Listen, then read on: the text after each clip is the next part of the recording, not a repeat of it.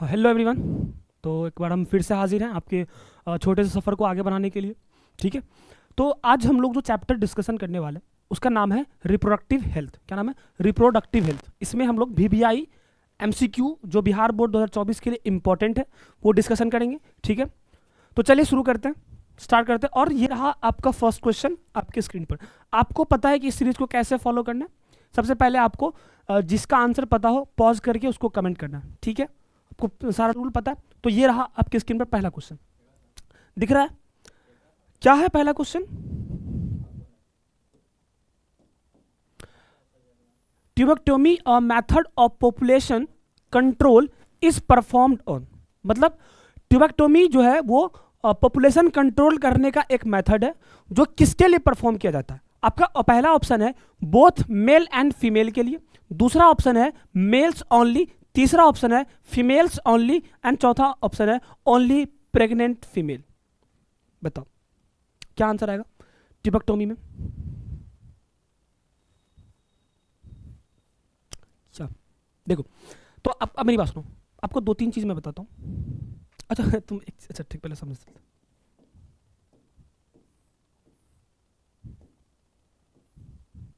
देखो सबसे पहले आप पढ़े होंगे कि permanent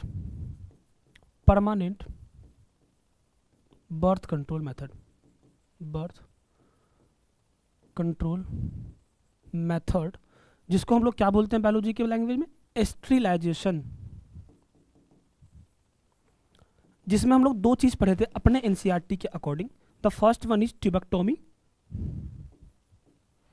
and the second is vasectomy. Vasectomy याद करो, ट्यूबेक्टोमी में हम लोग क्या पढ़े थे?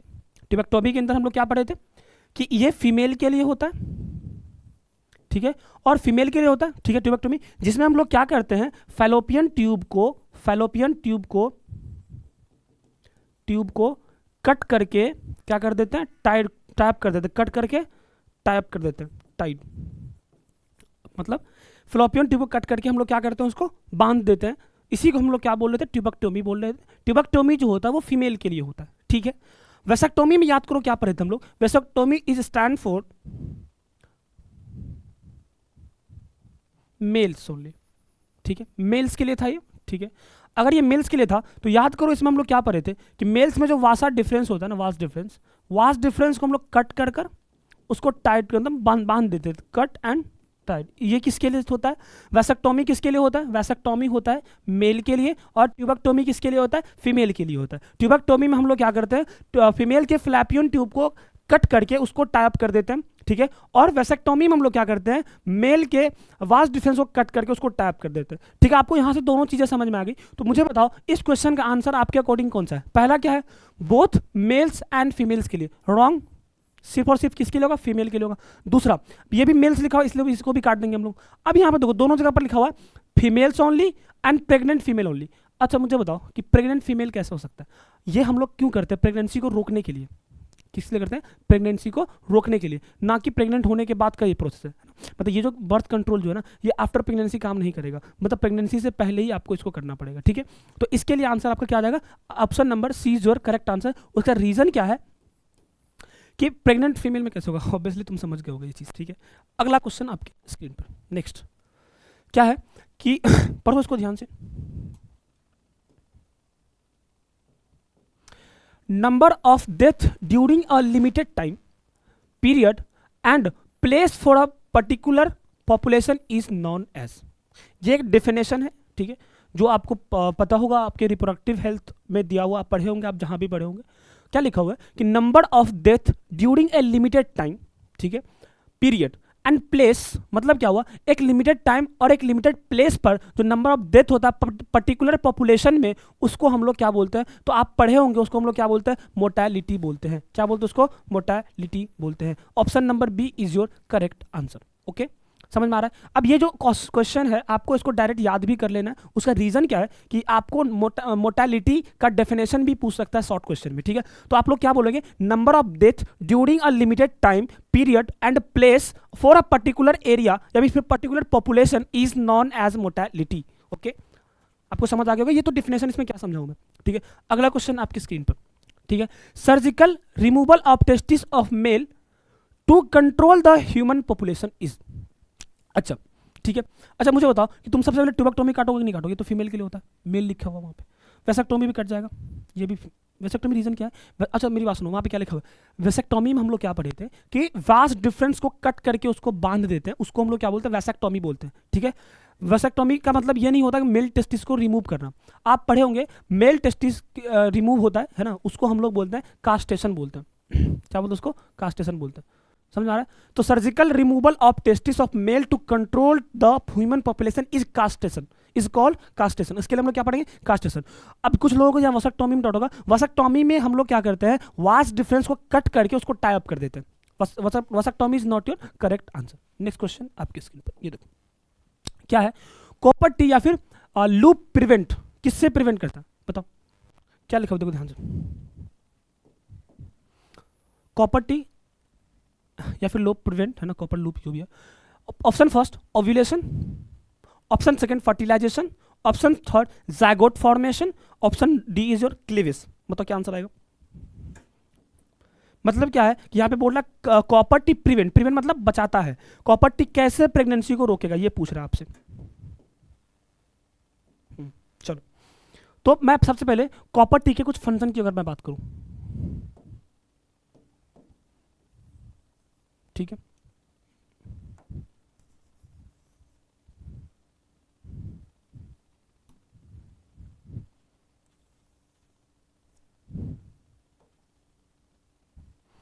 कॉपर टी के फंक्शन की क्या बात करें? क्या है फंक्शन ऑफ कॉपर टी? तो सबसे पहले अगर मैं इसकी फंक्शन की बात करूं, मैं यहाँ पे लिखता हूँ पहला पॉइंट, फर्स्ट पॉइंट आपको याद रखना। अगर मान लो आपके बोर्ड में शॉर्ट क्वेश्चन में पूछ दिया जाए कि कॉपर टी के फंक्शन को एक्सप्लेन कीजिए, तो पहला क्या होगा? Increase the phagocytosis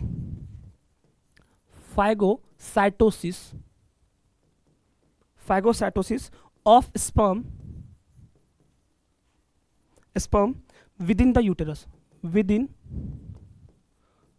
uterus.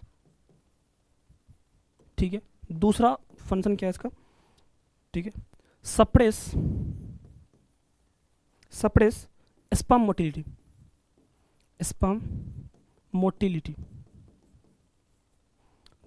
तीसरा फंक्शन क्या है इसका? ठीक है, फर्टिलाइजिंग कैपेसिटी जो होता है, फर्टिलाइजिंग कैपेसिटी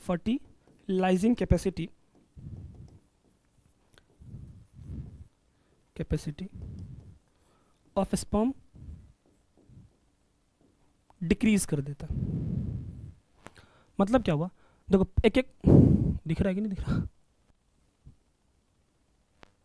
अच्छा मैं बोल देता हूँ, तुम लोग ना देख लेने को, ठीक है? क्या लिखा? पहला क्या है कि increase the phagocytosis of sperm with in the uterus. मतलब अगर तुमसे कोई पूछे कॉपर टी काम कैसे करता है प्रेगनेंसी को रोकने के लिए, सबसे पहले वो क्या करता है कि यूटेरस के अंदर फाइगोसाइटोसिस सेल को बढ़ा देता है, फाइगोसाइटोसिस को बढ़ा देता है स्पर्म के लिए। सर फाइगोसाइटोसिस क्या होता है? याद करो हम पढ़ाए थे कि कोई ऐसा पर्टिकुलर चीज जहां पर कोई एक्स्ट्रा, जैसे फॉर एग्जांपल मान लो मेरा ये हाथ है ना, ये एक तरह का कोई बॉडी है, ठीक है? अगर यहाँ ये इसका खुद का कुछ मेंबर, जैसे मान लो ये 5-6 फिंगर इसका मेंबर है, मान लो ये मार्कर अगर इसके अंदर गया तो इसके अंदर कुछ सेल मौजूद होता है जो इसको किल कर देगा, उसी को हम लोग बोलते हैं फाइगोसाइटोसिस सेल। और फाइगोसाइटोसिस का मतलब होता है उस प्रोसेस को हम लोग क्या बोलते हैं? फाइगोसाइटोसिस बोलते हैं। मतलब क्या हुआ? स्पर्म एक तरीके से यूट्रस के लिए तो पढ़ाया ही हुआ ना, अगर वहां पे फाइगोसाइटोसिस बढ़ा दोगे तो स्पर्म को तो वो किल कर ही देगा। दूसरा क्या है कि स्पर्म के मोटिलिटी को डिक्रीज कर देता है। सर स्पर्म की मोटिलिटी मतलब? अच्छा मुझे बताओ, स्पर्म जो है वो एजैकुलेट होकर वेजाइना के थ्रू जाएगा, कहाँ पर? उसको मूव करके कहाँ जाना है? फ्लैपियन ट्यूब में एम्पुला वाले पार्ट में जाना है, ठीक है? अब मान लो अगर उसके मोटिलिटी को कम कर दे, मतलब उसके स्पीड को कम कर दे, तो क्या वो वहां तक पहुंच पाएगा? अगर वहां तक वो पहुंच ही नहीं पाएगा जहां पर ओवा मौजूद है, तो क्या वो फर्टिलाइजेशन कर पाएगा? नहीं, तो फर्टिलाइजेशन नहीं हो पाएगा। तो कहीं ना कहीं अगर आपसे कोई पूछे कॉपर टी किसको प्रिवेंट करता है, तो दैट इज फर्टिलाइजेशन। ओके, और यहाँ पे वही तीसरा पॉइंट ये लिखा हुआ है कि फर्टिलाइजिंग कैपेसिटी ऑफ स्पर्म को क्या करता है? डिक्रीज कर देता है। तो इसका आपका कॉपर टी या किसको प्रिवेंट करता है? आपका सही आंसर क्या जाएगा? क्या जाएगा सही answer? Fertilisation is your correct answer. मतलब क्या होगा अगर आपसे कोई पूछे कि कॉपर टी किसको प्रिवेंट करता है, तो फर्टिलाइजेशन को प्रिवेंट करता है। तो option number B is your correct answer. ठीक है, समझ आ गया? नेक्स्ट क्वेश्चन आपके स्क्रीन, ये देखो क्या? The first sign of growing human foetus may be noticed by. अच्छा बताओ कि किसी भी, क्या लिखा हुआ है कि the first sign of growing human foetus may be notice by, मतलब कि किसी भी ह्यूमन के फीटस, मतलब ह्यूमन फीटस जो होता है उसके अंदर जो, मतलब मान लो फॉर एग्जांपल देसी भाषा में हम समझे, मान लो किसी कोई मदर है वो प्रेग्नेंट है, ठीक है, तो अब उसके फर्स्ट साइन कैसे पता चलता है, बच्चा पहले सबसे पहले क्या करेगा, सबसे पहले आप उसका क्या सुन सकते हैं, क्या एक्टिविटी को महसूस कर सकते हैं, तो सबसे पहले क्या होता है कि हार्ट का जो साउंड है ना, सबसे पहले हार्ट बनता है, ठीक है, हार्ट का जो साउंड है वो हम लोग को सुनाई देता है, ठीक है, इसलिए अगर आपसे कोई पूछे कि क्या क्वेश्चन है आपका कि the first sign of growing human foetus may be notice by, मतलब आप ह्यूमन के फीटस में सबसे पहले क्या नोटिस करते हो, तो क्या नोटिस करते हैं हम लोग, हार्ट साउंड को नोटिस करते हैं, तो क्या लिखा, movement of foetus, no, second option, listening of the heart sound through stethoscope is your correct answer. Stethoscope मतलब वो जो कान में डॉक्टर लगाते हैं, जिस ऑब्वियसली तुम अगर नीट वाले हो तुमको पता होगा स्टेथोस्कोप क्या होता है, आला जिसको बोलते हैं, तो उसमें एक ना वो होता है जो उसके मदर के पेट पे लगाओगे तो बच्चे का हार्ट साउंड आपको सुनाई देगा, ठीक है, उसी को हम लोग बोलते हैं listening to the heart through stethoscope, first sign for a foetus, human foetus. Next, इसका आंसर आपका क्या जाएगा, option number B is your correct answer. Next question आपके स्क्रीन पर, ये देखो, हाँ ये सब थ्योरेटिकल क्वेश्चन है। अगर आपसे कोई पूछे कि वर्ल्ड एड्स डे दिवस कब मनाया जाता है ना, क्या पूछा अगर आपसे कि वर्ल्ड एड्स डे कब मनाया जाता है, तो क्या क्या लिखा, ऑप्शन क्या है, ऑप्शन फर्स्ट दिसंबर 21, ऑप्शन सेकंड दिसंबर 1, ऑप्शन थर्ड नवंबर 1, ऑप्शन डी क्या है आपका जून 11। तो आप अगर पढ़े होंगे, आपको याद हो तो आपको पता होगा कि एड्स डे जो है, ये एड्स डे कब मनाया जाता है, 1 दिसंबर को मनाया जाता है, इसलिए आपका करेक्ट आंसर क्या जाएगा, B is your correct answer, ठीक है, B is your correct answer, ठीक है, मतलब 1 दिसंबर को आपका वर्ल्ड एड्स डे मनाया जाता है। ओके, नेक्स्ट क्वेश्चन आपकी स्क्रीन पर, ठीक है, क्या लिखा हुआ है, hepatitis B is transmitted through, बताओ हेपेटाइटिस बी जो है वो कैसे ट्रांसमिट होता है, बताओ, तो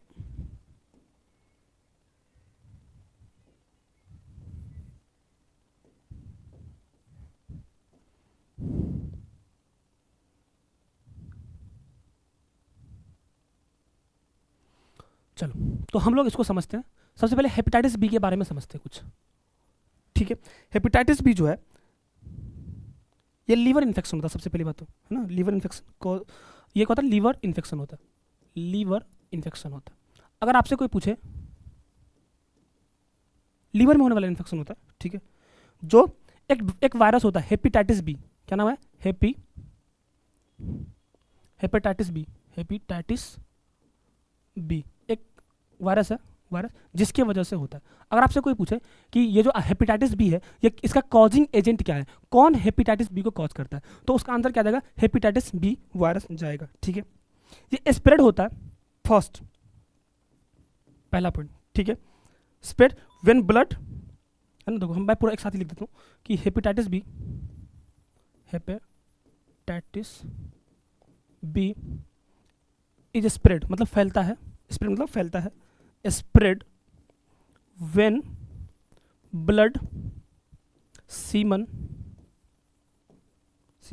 और other body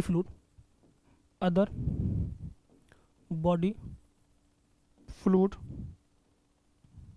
from one person to another person, from a person infected with the virus।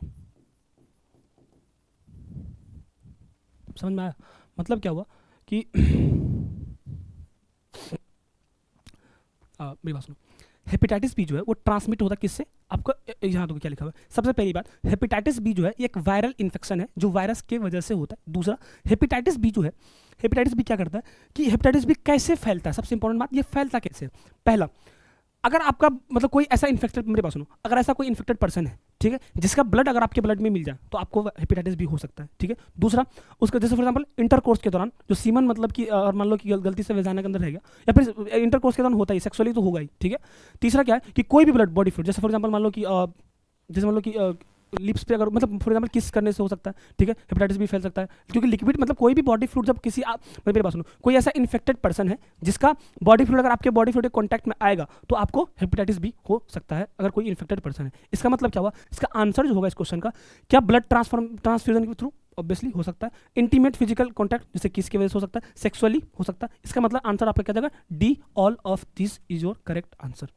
ठीक है, हेपेटाइटिस बी जो है वो आपका ब्लड के थ्रू फैल सकता है, इंटीमेट फिजिकल कॉन्टैक्ट के थ्रू फैल सकता है, सेक्सुअली फैल सकता है। इसका मतलब आंसर क्या जाएगा, all of this. Next question, इसका आंसर क्या होगा, D is your correct answer. अगला क्वेश्चन, ठीक है, दिख रहा है, हाँ। उसके बाद क्या है, the main reason for making copper T most effective and popular intrauterine device in female. बताओ क्या आंसर होगा। अभी हम जस्ट आपको कॉपर टी का पूरा एक ना राम कथा सुना है, देखो यहाँ पे कि कॉपर टी क्या क्या फंक्शन करता है। सबसे पहली बात, स्पर्म के लिए फैगोसाइटोसिस बढ़ाता है यूट्रस के अंदर, पहला। दूसरा क्या कहते हैं, स्पर्म की मोटिलिटी को डिक्रीज कर देता है। तीसरा फर्टिलाइजिंग कैपेसिटी को कम कर देता है। सेम क्वेश्चन है, बस उसका थोड़ा सा पैटर्न अलग है। क्या लिखा हुआ देखो,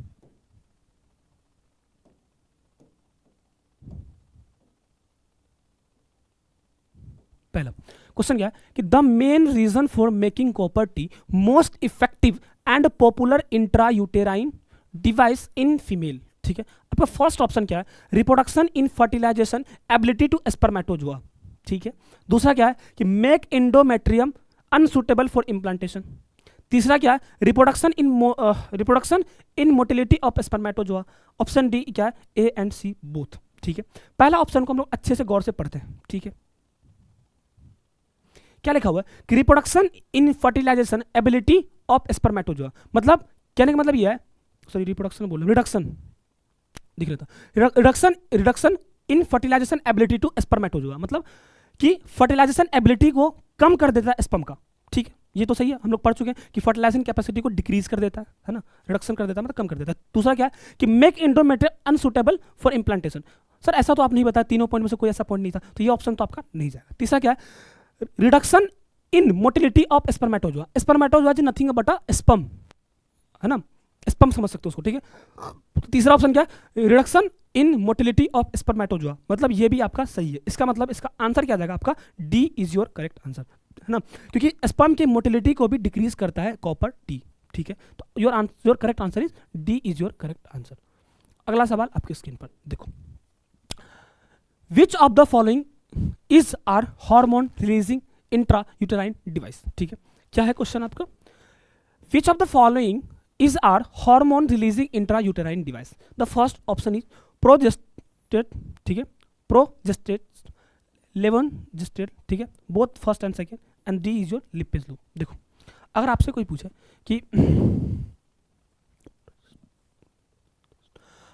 पूछे कि हार्मोन रिलीजिंग डिवाइस कौन कौन सा है, ठीक है, तो आपका इसका आंसर क्या होगा, C is your correct answer. Reason क्या है, आपने पढ़ा होगा LNG-20, वो भी एक तरह का डिवाइस है, उसी का नाम होता है लेवोनोजिस्टेट। ठीक है, दूसरा क्या है, प्रोजेस्ट, ये भी आपका क्या है, प्रोजेस्टेट क्या है, ये भी आपका क्या होगा तुम्हारा hormone releasing intra uterine device होगा। इसका मतलब आपका आंसर क्या होगा, C is your correct answer, C is your correct answer. Next question ये था। अगला क्वेश्चन क्या है, India was amongst the first countries in the world to initiate action plan and, देखो क्या है, India was the amongst the first country in the world to the initiate action plans and programs at national level to attain reproductive health.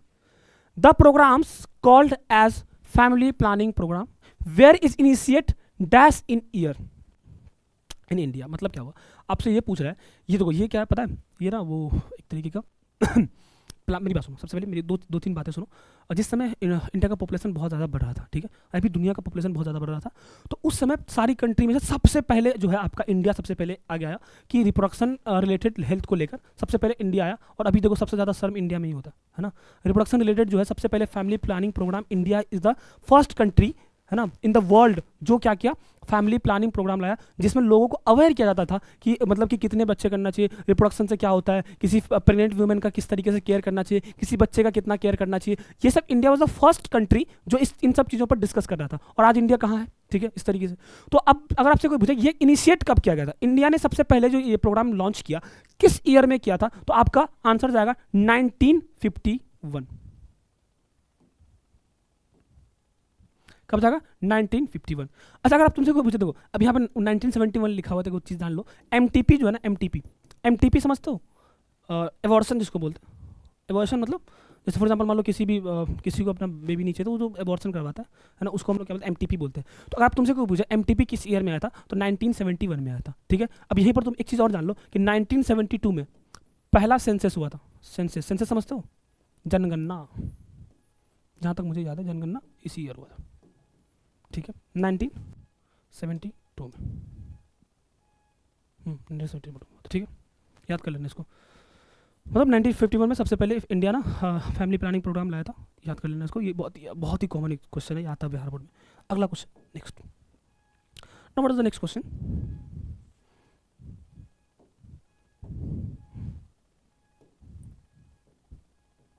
क्या देखा जाए,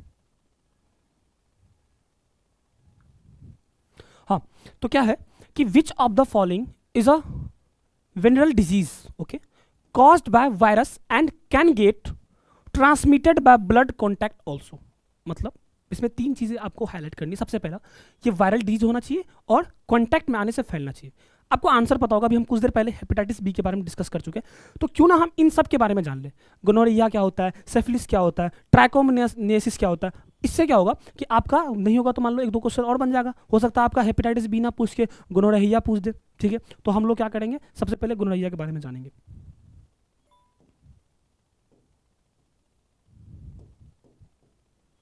देखो, सबसे पहले gonorrhoea जो है ये सेक्सुअली ट्रांसमिटेड डिजीज है। क्या है? सेक्सुअली ट्रांसमिटेड डिजीज है, सेक्सुअली ट्रांसमिटेड डिजीज है। ओके सर, समझ गए, ठीक है। जो कॉज होता है, मतलब किसकी, पहला पॉइंट ये है किसके वजह से होता है, कॉज्ड बाय एक क्या नाम है, कॉज्ड बाय इन्फेक्शन विथ एक बैक्टीरिया होता है जिसका नाम है नेसरिया गोनोरोहिया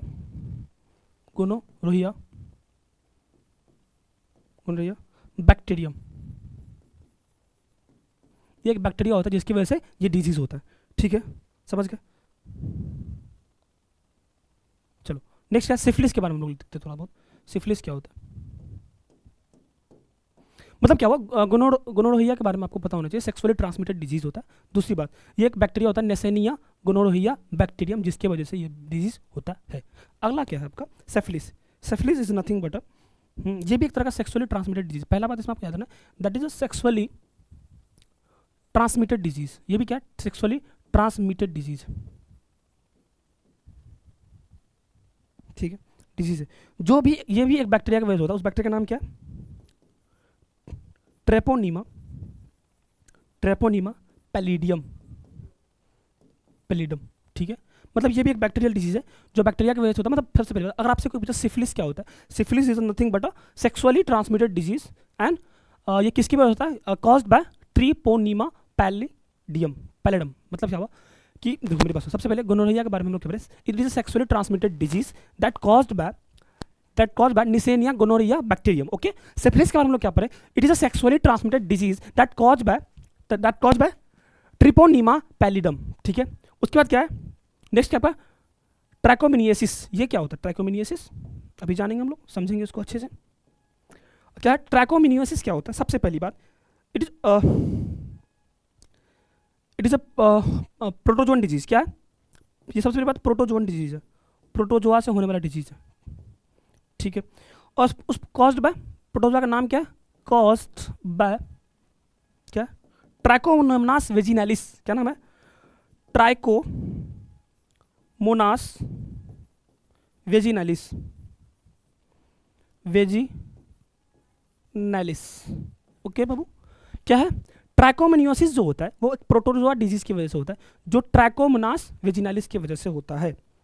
अभी हम लोग हेपेटाइटिस बी के बारे में पढ़ चुके हैं ना। हेपेटाइटिस बी जो है ये क्या कहते हैं, एक वायरल डिजीज है, वायरस डिजीज है, जो हेपेटाइटिस बी वायरस की वजह से होता है, ठीक है। तो आपको तो पहले से आंसर पता, डी आंसर था। लेकिन क्या हम सिर्फ यहाँ पे एमसीक्यू डिस्कशन करना है, बिल्कुल नहीं। आपको हम लोग यहाँ पे चीज़ें सिखाने आए हैं, ठीक है। आपको अब एमसीक्यू करते करते ये फील नहीं होगा कि आप रट रहे हैं, ठीक है। आपको चीज़ें समझ में आएंगी। अब ये तीनों क्यों नहीं हो सकता, क्योंकि आपसे वहाँ पे पूछा गया वायरस डिजीज के बारे में, and gonorrhoea is not a virus disease, that is bacterial disease. That's why this is your wrong answer. Syphilis क्या है, ये भी एक तरह का बैक्टीरियल डिजीज है, इसलिए ये आंसर नहीं होगा। और ट्रैकोमोनियोसिस क्या है, ये भी एक तरह का प्रोटोजोन डिजीज, इसलिए ये आंसर नहीं होगा। 3 आंसर नहीं होगा, डी आंसर क्यों होगा? रीजन उसका क्या है, डी क्या है तुम्हारा, वायरल डिजीज है। ओके, नेक्स्ट बढ़ता है, अगला क्वेश्चन।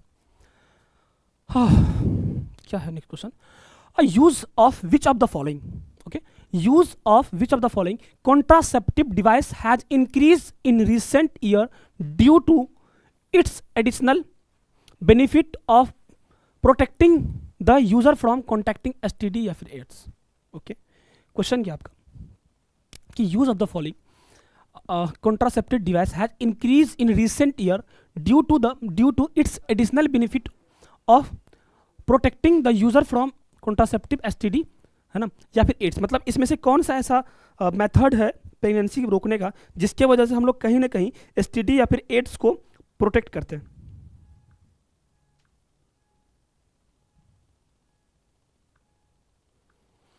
तो पहला क्या है, डायफ्राम या फिर सर्वाइकल कैप्स। दूसरा क्या है, इंट्रायूटेराइन डिवाइस। तीसरा क्या है, कॉन्डम्स। चौथा क्या है, कॉन्ट्रासेप्टिव पिल्स। ठीक है, हाँ। अब आपको इसमें आंसर देना है कि किसके वजह से एसटीडी और एड्स, मतलब एड्स को प्रोटेक्ट करने के लिए इंडिया में इसको बढ़ावा दिया गया। इन चारों में से कौन से मेथड ऑफ प्रेगनेंसी को बढ़ावा दिया गया, बताओ?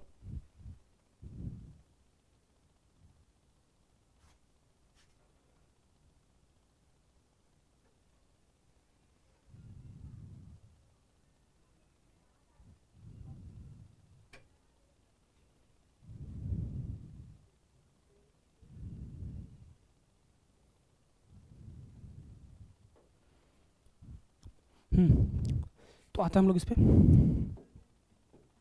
सबसे पहली बात, सबसे पहला ऑप्शन क्या आपका, डायफ्राम या फिर सर्वाइकल कैप्स। मेरी बात सुनो, इसमें तो वेजाना एक्सपोज रहेगा, वेजाना तो रहेगा ही, मतलब बाहर। इसमें क्या होता है कि कैप लैक जो सर्विक्स को कवर करता है, तो वेजाना तो मतलब वेजाना क्या ओपन है, तो उसमें तो तुम्हारा ये हो सकता है ना, तो वहाँ पे तो एसटीडी हो सकता है। आईयूडीएस में भी यूट्रस में लगता है, तो ये भी नहीं हो सकता। Condom is your correct answer. Condom में क्या होता है, चाहे आप कॉन्डम फीमेल यूज करो चाहे कॉन्डम मेल यूज करो, इसमें वेजाना पूरा अच्छे से कवर होता है। ठीक है, चाहे वेजाना चाहे पेनिस हो, दोनों कवर होता है, इसलिए कॉन्ट्रासेप्टिव पिल्स तो लॉजिक ही नहीं बनता यार। तो मतलब वो तो आपका ओरल है ना, तो मुंह से खाते हो आप लोग, तो कॉन्ट्रासेप्टिव पिल्स तो हो नहीं सकता। तो करेक्ट आंसर क्या है, C is your correct answer. Condom क्या होता है कि ये एक ऐसा मेथड है जिसकी वजह से एड्स या फिर एसटीडी से बचा जा सकता है। तो your correct answer is C is your correct answer. The next question is क्या, Nirodh is a popular brand of. अच्छा, मैं तुमको कहानी सुना, देखो पहले के ज़माने में क्या था कि जिस समय कंट्री ना हम लोग का आज़ाद हुआ था, उस समय पॉपुलेशन बहुत तेज़ी से बढ़ रहा था। तो ठीक है, तो उस समय फिर 1951 में फैमिली प्लानिंग प्रोग्राम आया। तो उसी समय गवर्नमेंट ने क्या किया, निरोध नाम का एक मेल कॉन्डम मार्केट में रिलीज़ किया, जो हम स्कूल्स वगैरह में भी मतलब बांटा जाता था पहले कि आप इसको यूज़ कीजिए, है ना, जिससे पॉपुलेशन को घटाइए। पॉपुलेशन में बहुत वृद्धि हो रहा है, जिसकी वजह से कहीं ना कहीं जीडीपी पे फर्क पड़ रहा था। तो आपको अगर निरोध एक बहुत ही पॉपुलर ब्रांड है जो फीमेल नहीं मेल कॉन्डम बनाता है। ओके, तो निरोध क्या है, it is a popular brand जो मेल कॉन्डम बनाता है। मेक मेल कॉन्डम क्या आएगा, आईयूडीएस फॉर फीमेल, नो।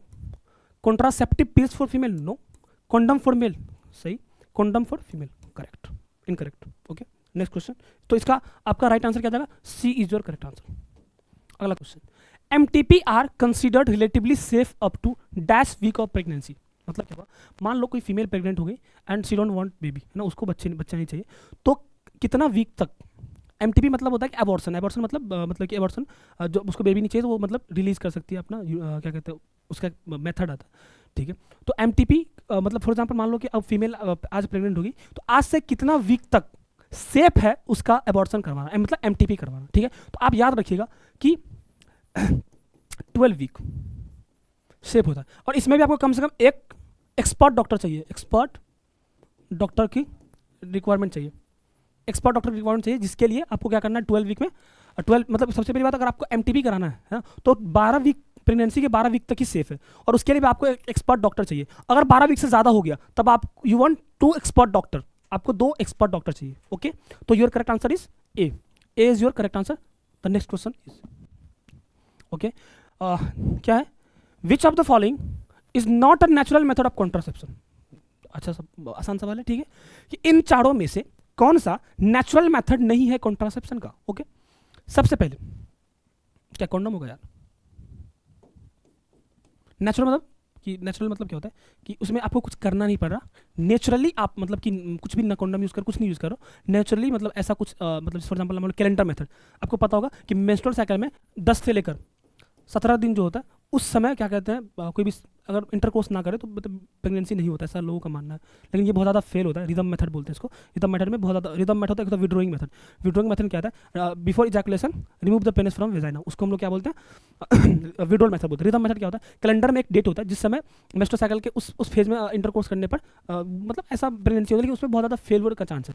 तो उसमें आपको पीरियोडिक अबेंडेंस ये तो मतलब आपका नेचुरली है। विड्रोल मेथड मतलब ये कर लेना, मेरी पीरियोडिक मेथड समझ गए, वही कैलेंडर वाला 10 से 17 दिन, ठीक है।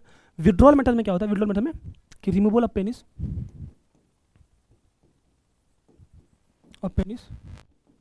फ्रॉम वेजाइना बिफोर इजैकुलेशन, इसको बोलते हैं विड्रोल मेथड, ठीक है।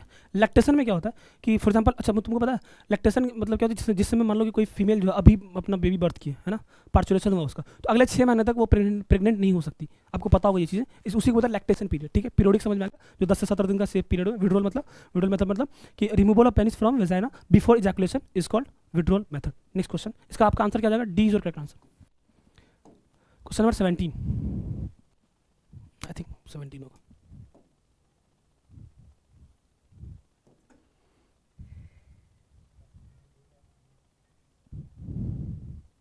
हाँ, तो क्या है, which one of the following is the most widely used method of contraception by female in India. मतलब क्या हुआ कि इन चारों में से कौन सा ऐसा कॉन्ट्रासेप्शन मेथड है जो फीमेल बहुत ही ज़्यादा यूज करती है। तो आपको पता होगा, आप अगर एनसीईआरटी पढ़ते होंगे तो intrauterine device is the most common device in female in India, है ना। इंडिया में बहुत ही कॉमन है फीमेल के लिए इंट्रायूटेराइन डिवाइस। तो your correct answer is C is your correct answer. Next क्या है, which of the following is not a natural method of contraception, कर चुके हम लोग, अच्छा दोबारा आ गया condom. Next, among the following method which one has the highest failure rate. अभी हम बताए ना, अभी बताएं कि सबसे ज़्यादा मतलब फेलियर रेट किसका होता है, रिदम मेथड का, ठीक है। उसमें क्या होता है कि लोग मतलब कि कैलेंडर से रिदम मेथड हो गया, विड्रोल मेथड हो गया, इस सब में ना बहुत ही ज़्यादा मतलब कम चांस है कि आप जो सोच के लाइक जो माइंड में वो कर पाओगे। एक्चुअल में यही कहता है, ज़्यादातर फेल ही हो जाता है ना। अगर आप 10 से 17 दिन बोला जो कहानी है उसमें अगर आप कीजिएगा तो बहुत ही कम चांस है कि आप सक्सेसफुल होइएगा अपने इसमें। बाकी नहीं तो रिदम मेथड क्या आपका सबसे रिस्की मेथड होता है, इसलिए हम उसको क्या बोलते हैं डी। अभी हम कुछ देर पहले आपको समझाया, तो D is your correct answer, ठीक है। तो among the following method which one has the highest failure rate, that is rhythm method, okay. Next question, which one of the following is a sexually transmitted disease, okay। इसमें कौन सा sexually transmitted disease है बताओ। अभी तो हम लोग पढ़े syphilis is a sexually transmitted disease, देखो यहाँ पे किधर गया, ये देखो है ना, syphilis is a sexually transmitted disease that caused by Treponema pallidum, पढ़ चुके हम लोग।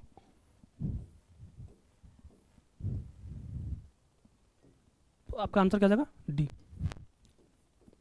अच्छा, जिसको ये टाइफाइड, कोलेरा और मलेरिया के बारे में पढ़ना है तो मैंने ना ह्यूमन हेल्थ डिजीज़ का वन शॉट डाला हुआ है। आप किसी भी बोर्ड से, Bihar board, matter NEET olympiad, किसी बोर्ड से आपके लिए वो हेल्पफुल है। उसका पार्ट 1 आ चुका है, पार्ट 2 आपका संडे को आएगा, ठीक है। तो आप मतलब मुझे लगता है 2 घंटे का लेक्चर आपका फर्स्ट पार्ट था एंड 45 to 50 मिनट का हुआ सेकंड पार्ट। तो आपको 3 घंटे के आसपास पूरा चैप्टर नीट लेवल पर हम लोग करवाए हुए, आप जाके वहाँ से देख सकते हैं, ठीक है। तो आपको पता चलेगा टाइफाइड किसकी वजह से होता है, कोलेरा किसकी वजह से, मलेरिया किसकी वजह से, सब पढ़ाया हुआ, ठीक है। अगला क्वेश्चन, ये आपका डी आंसर है, D is your correct answer. Syphilis is a sexually transmitted disease, it is a sexually transmit disease, आपको कुछ देर पहले समझा चुका, transmitted disease, okay. Next question, a birth control implant having 6 small plastic cylinder and with the effective period much longer up to 5 year, ठीक है। देखो मेरी बात सुनो, इस तरीके का वाइट ना बहुत इस तरीके का पढ़े होंगे अपने इसमें, इस तरह का वाइट इस तरीके से बहुत सारा ऐसे दिखने वाला 6 पिल्स देखने वाला, 5 4 1 2 3 4 5 6 क्या लिखा हुआ है कि अ बर्थ कंट्रोल, ध्यान से पढ़ो, a birth control implant having 6 small plastic cylinders and with the effective period much longer than up to 5 year. बेटा इसको हम लोग क्या बोलते हैं, इसको ये जो है ना, इसको बोलते हैं हम लोग नॉर प्लांट। ये क्या है आपका, नॉर प्लांट है, नॉर प्लांट। जो भी फीमेल इसको करवाती है ना उसके लिए 5 ईयर के लिए कंफर्म हो गया कि 5 ईयर तक वो प्रेग्नेंट नहीं हो सकती, ठीक है। तो Norplant is your correct answer, क्या होगा, A is your correct answer, A is your correct answer.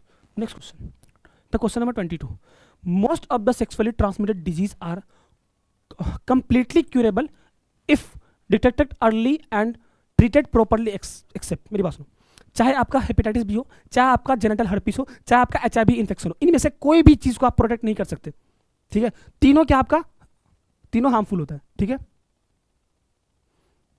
तो क्या होगा, डी इज, मतलब ये भी, तो D is your correct answer. Next question, the latest technique to produce a child is GIFT, the full form, मतलब GIFT का full form पूछ रहा है, क्या होगा यार, बहुत आसान है तो, क्या होगा, गेमीट इंट्रा फैलोपियन ट्रांसफर, तो क्या होगा, गेमीट इंटरनल, नहीं गलत, गेमीट इंट्रा, क्या, gamete intra fallopian transfer, B correct answer, B क्या होगा आपका correct answer. Next question, question number 24, genital warts spread by which of the following, है ना, विच ऑफ द फॉलोइंग, है ना, क्या है ये, मतलब किसके वजह से, मतलब इसमें से स्प्रेड क्या है, जेनेटल वाट्स, ये एक तरह का बीमारी होगा जो स्प्रेड होता है, इसमें से किसके वजह से होता है, तो आपको याद करना है पैपिलोमा वायरस की वजह से होता है, क्या होगा, D is your correct answer, किसकी वजह से, पैपिलोमा वायरस के वजह से होता है। नेक्स्ट क्वेश्चन ये रहा, क्या है, amniocentesis involve the analysis of, amniocentesis जो होता है ना, ये एक तरह का गवर्नमेंट ने एक तरह का लीगल तो नहीं बोल सकते, अब तो खैर इलीगल कर दिया गया, उससे एक्चुअली मेरी बात सुनो, मैं एक कहानी बताता हूँ तुमको। तो पहले ना एक्चुअली यूट्रस में जो फ्लूइड होता है ना, एमनियोटिक फ्लूइड, उसको बोलते हैं, मतलब जिस समय जहाँ पर बेबी होता है, जो मदर के पेट में जहाँ पे बेबी होता है, उसके आसपास में क्या होता है, एमनियोटिक फ्लूइड होता है। आप उसको निकाल कर, उस एमनियोटिक फ्लूइड को निकाल कर आप क्रोमोसोमल स्टडी कर सकते हैं, राइट, जिसकी वजह से आपको ये पता चल जाएगा कि उस बच्चे के अंदर जेनेटिक डिसऑर्डर है या फिर नहीं है। तो लोग इसका ना मिस यूज करते हुए क्या पता कर रहे थे कि मतलब वो जो बेबी है वो मेल है कि फीमेल है, क्योंकि आप ऑब्वियस बात है क्रोमोसोम का जब आप स्टडी कीजिएगा तो XX है कि XY हो तो आपको पता चल जाएगा, ठीक है।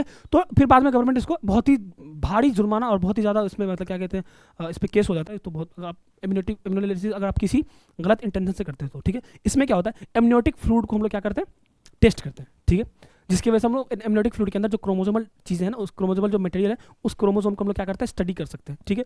तो अब यहाँ पे क्वेश्चन क्या, मैं बस एमनियोसेंटेसिस आपको बता रहा था कि क्या होता है, क्या है कि amniocentesis is involve the analysis of, क्या ऑब्वियसली एमनियोटिक फ्लूइड होगा, देखो देखो ढूंढो कहाँ एमनियोटिक फ्लूइड कहाँ, देखो एमिनॉन गलत, amino acid back, amniotic fluid, हाँ, सी इज योर करेक्ट आंसर, ठीक है, डी तो होगा, तो सी इज योर करेक्ट आंसर, ठीक है।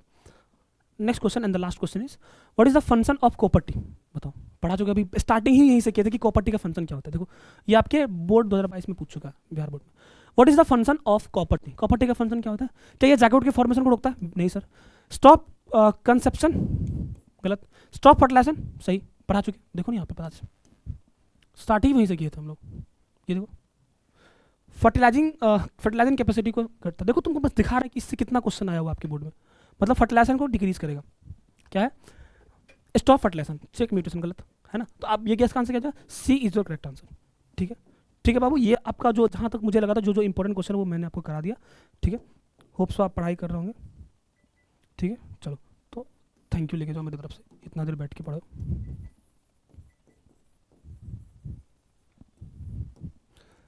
है ना।